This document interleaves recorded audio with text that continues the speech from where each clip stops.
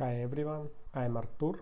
Today I will tell you about inline declaration in ABAP, new opportunity in ABAP 7.4 and 7.5.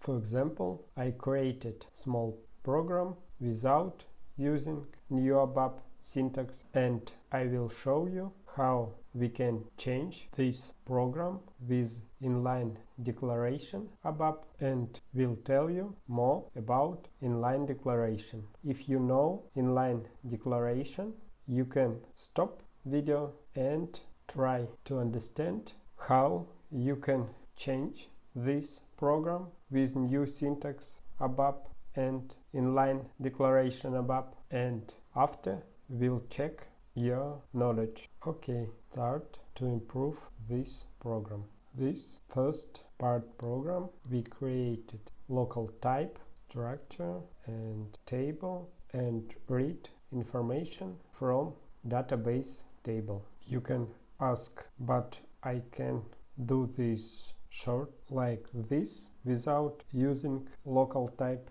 but this variant bad because we read a lot of fields, but for us necessary only these fields. In inline declaration it will be short like this.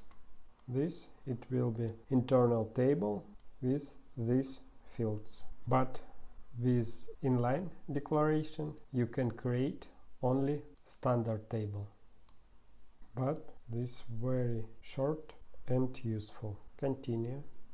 Next step, we want to copy table, delete not relevant rows, and check items. In use syntax it will be this, copy table without additional declaration, delete the same.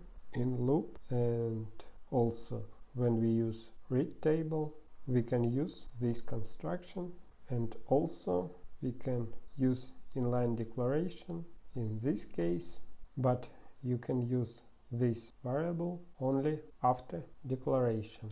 This case not will be work. And also we can use inline declaration, for example in this case when we want put message to string.